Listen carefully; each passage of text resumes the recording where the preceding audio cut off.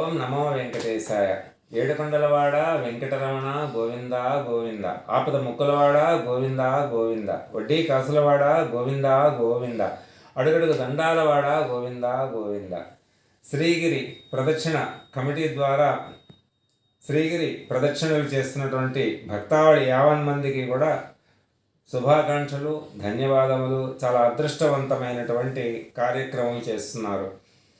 ప్రదక్షిణ అంటే ఏమిటి, శ్రీగిరి అంటే ఏమిటి, అసలు మనం ఎందుకు ప్రదక్షిణ చేయాలి, శాస్త్రాలు ప్రదక్షిణ గురించి ఏం చెప్పాయి అనే విషయం తెలుసుకుందాం. ముందుగా శ్రీ అనే అక్షరం గురించి తీసుకుందాం. చాలా చోట్ల మనము పర్వతాలు అంటారు, కొండలు అంటారు, గిరులు అనే మాట ఎక్కడా కూడా ఉండదు. కానీ చాలా పుణ్యం చేసిన కొండలు గిరులుగా మారతాయి అనేది శాస్త్రం.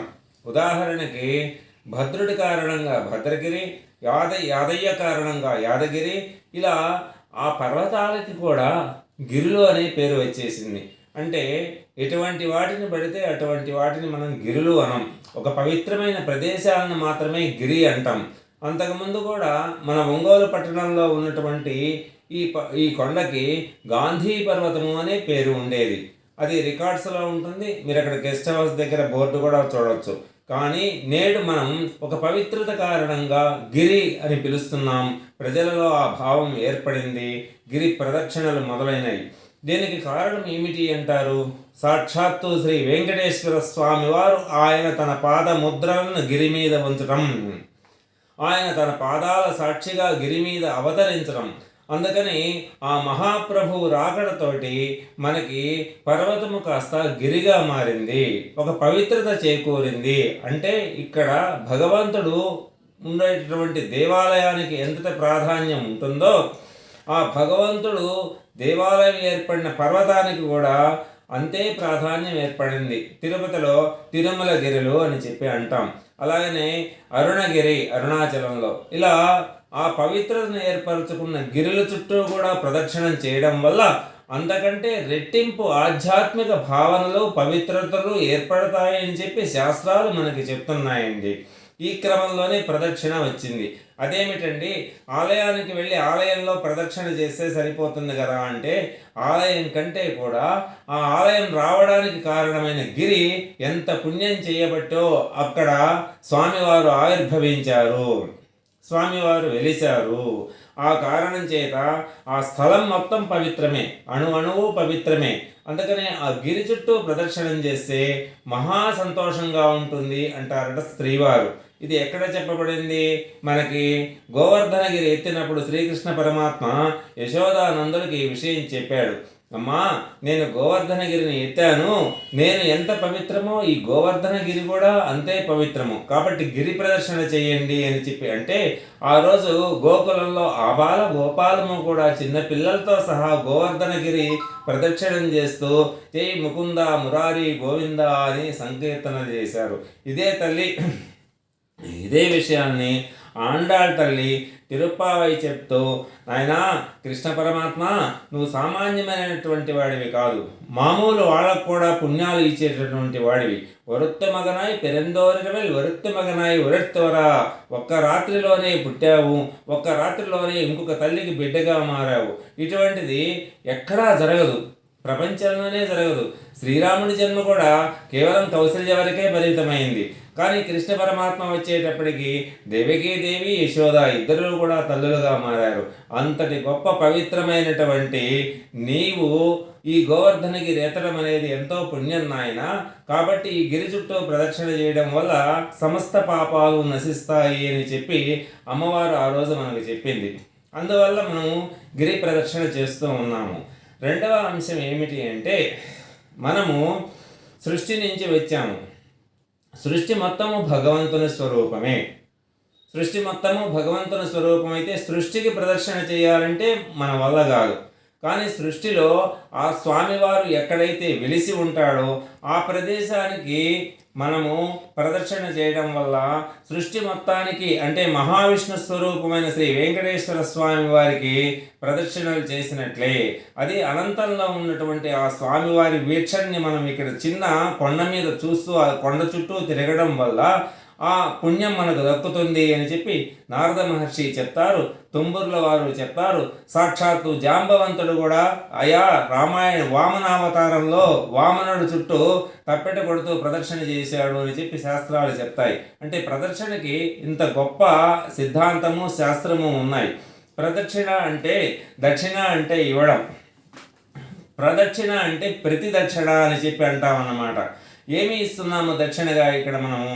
సాక్షాత్తు శ్రీమన్నారాయణ చుట్టూ కూడా మనము ప్రదక్షిణ చేస్తూ ఉన్నాం. ప్రదక్షిణ చేస్తున్నామంటే మనం ఆత్మ నివేదన చేస్తూ ఉన్నాము. మనం ఆత్మనే దక్షిణగా ఇస్తూ ఉన్నాము.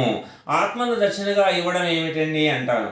అంటే నేను కాను, నేను మొత్తం నీ యొక్క భిక్షతోనే ఈ భూమి మీద మానవ జన్మలో అవతరించాను. ఈ మానవ జన్మలో అవతరించడానికి కారణం నువ్వు, కాబట్టి నిన్ను నేను తెలుసుకుంటూ నీ చుట్టూ ప్రదక్షిణ చేస్తున్నాను అంటూ మన ఆత్మ నివేదన చేస్తున్నట్టుగా ప్రదక్షిణ చేయడం అనేది శాస్త్రం చెప్తుంది. అందుకని ప్రదక్షిణ చేయడం అంటే చాలా గొప్ప విషయము, మంచి విషయము. పూర్వజన్మ సుకృతం ఉన్న వాళ్ళు మాత్రమే గిరి ప్రదక్షిణ చేయగలరు, మామూలు వాళ్ళు చేయలేదు. చాలా చోట్ల అరుణాచలంలో 14 కిలోమీటర్లు, సింహాచలంలో 10 కిలోమీటర్లు, యాదగిరి గుట్టలో 10 కిలోమీటర్లు ప్రదక్షిణ చేస్తూ ఉంటారు. మనం కూడా ఇక్కడ రమారమి 6 కిలోమీటర్లు 7 కిలోమీటర్లు ప్రదక్షిణ చేస్తాం. ప్రదక్షిణ మార్గం ఇప్పుడు కూడా కుడివైపు నుంచి మొదలై ఎడమ వైపుతో పూర్తి కావాలి. ఇది శాస్త్రం చెబుతూ ఉంది. అలానే జరుగుతున్నాయి కొన్ని చోట్ల. ఇకపోతే ఇక్కడ మనము చేస్తున్నటువంటి ప్రదర్శన దేనికి చేస్తున్నాము? శ్రీగిరికి చేస్తున్నాము. ఇది ఎంతో ముఖ్యమైనది. చాలామందికి ఆశ్చర్యకరంగా ఉంటాయన్నమాట ఇందులో విషయాలు కనుక తెలిస్తే. అసలు శ్రీగిరి అంటే ఏమిటి అండి? శ్రీగిరి అని ఎవరిని ఎప్పుడు పిలుస్తాము? ఒకటి తిరుమలలో శ్రీవారి దగ్గర శ్రీగిరి పిలుస్తాం, శ్రీశైలంలో స్వామివారి దగ్గర శ్రీగిరి పిలుస్తాం. ఎందుకనండి తిరుమలలోనూ శ్రీశైలంలో మాత్రమే శ్రీగిరి అని వచ్చింది యాత్రలకి. ప్రాచీన కాలంలో శ్రీగిరి అనేవాళ్ళు వీటిని రెండింటినీ కూడా. తర్వాత తిరుమల అని శ్రీశైలం అని వచ్చింది. మరి ఇటువంటి విశేషమే ఒంగోలులో కూడా శ్రీగిరి అని వచ్చింది ఏంటంటే అది కారణకార్య సంబంధము అంటారు. ఇంత రాబట్టి మీరంతా ప్రదక్షిణ చేస్తూ వేలాది మంది తరిస్తూ ఉన్నారు. శ్రీ అనే అర్థంలోనే ఎంతో విశేషత ఉంది. మీరు చేస్తున్నటువంటి ప్రదక్షిణలో కేవలం వెంకటేశ్వర స్వామి ప్రదక్షిణ చేస్తున్నామని అనుకుంటున్నారు, కానీ బ్రహ్మ, విష్ణువు, ఈశ్వరుడు ముగ్గురికి ప్రదక్షిణ చేస్తూ ఉన్నారండి. అదేంటండి ముగ్గురికి మేము ఎట్లా ప్రదక్షిణ చేస్తూ ఉన్నాము అంటే శకార రకార ఇకారములు కలిపితే శ్రీ. శకార రకార ఇకారములు కలిపితే శ్రీ. శ అంటే బ్రహ్మతత్వము, రా అంటే శ అంటే మామూలుగా పూర్తి సత్వగుణము బ్రహ్మతత్వము. రెండవది రా అంటే రజోగుణము, రా అంటే రజోగుణము. మూడవది ఈ అంటే ఈశ్వరతత్వము. సత్వగుణంతో ఉండేటటువంటి బ్రహ్మని, తర్వాత రజోగుణంతో ఉన్నటువంటి ఈశ్వరుడు విష్ణుమూర్తిని, తమో గుణంతో ఉన్నటువంటి శివుణ్ణి కూడా కలిపి మనము ప్రదక్షిణ చేస్తూ ఉన్నాము. అందుకనే శ్రీ అనే పదం వచ్చింది. శ్రీ అంటే 3 గుణాలు కలిగినది. సత్వ రజో తమో గుణాలు కూడా 3 కలిపితేనే శ్రీ అనే పదం వస్తుంది. అందుకనే ఆదిపరాశక్తిని శ్రీమాత, శ్రీ మహారాజ్ఞి అని శ్రీతోనే సంబోధిస్తారు. అంటే ఏమిటి అనేది అర్థం అంటే సత్వగుణము బ్రహ్మ మనకి స్థితి ఇస్తాడు, పుట్టుక వరకు ఇస్తాడు, అంతటితో ఆయన పని అయిపోతుంది. ఈశ్వరుడు లయం చేస్తాడు చివరిలో, అంతటితో ఆయన అయిపోతుంది. మధ్యలో ఉండే స్థితి ఎవరిది? శ్రీ మహావిష్ణువుది. మనం ఈ జీవితంలో పుట్టడంతోనే కార్యం అయిపోదు, మరణించడంతో కార్యం అయిపోదు. జీవితమంతా స్థితి నడవాలి. జీవితమంతా స్థితి నడవాలి అంటే ఈ స్థితి బాల్యం నుంచి వృద్ధాప్యం వరకు ఎన్నో సుఖాలు, ఎన్నో దుఃఖాలు, ఎన్నో అనుభూతులు, ఎన్నో బాధలు, ఆవేదనలు, ఆనందాలు అన్నీ వస్తుంటాయి. కుటుంబాలు, సంసారాలు, ఆస్తులు, పాస్తులు, లౌకిక వ్యవహారాలు అన్నీ ఈ స్థితిలో భాగంగానే వస్తాయి. మన ఉద్యోగం బాగుండాలన్నా, లేదా ఆరోగ్యం బాగుండాలన్నా, లేదా ఆస్తులు ఉండాలన్నా, సంతానం కలగాలన్నా, ఇటువంటివి ఏవి జరగాలన్నా స్థితిలోనే జరగాలి. ఈ స్థితికారకుడైనటువంటి శ్రీ మహావిష్ణువు మనకి రక్షణ ఇవ్వడం కోసమే శ్రీగిరి ప్రదక్షిణ. ఎవరైతే ఈ ప్రదక్షిణలో పాల్గొంటారో వారికి స్థితి పట్ల విష్ణువు హామీ ఇస్తాడు. ఇదిగో అబ్బాయి, నన్ను గుర్తించావు, నా చుట్టూ నువ్వు ప్రదక్షిణ చేస్తూ ఉన్నావు కాబట్టి నీ స్థితి బాగుండేటట్లు నేను చూస్తాను అంటాడు. ఇది మనం బహిరంగంగా ఎవరికి తెలియదు కాబట్టి ఎందుకు ప్రదక్షిణ చేస్తున్నామంటే భక్తి కోసం అంటాం. భక్తితో పాటు దానిలో ఉన్నటువంటి అంతరార్థం ఇది.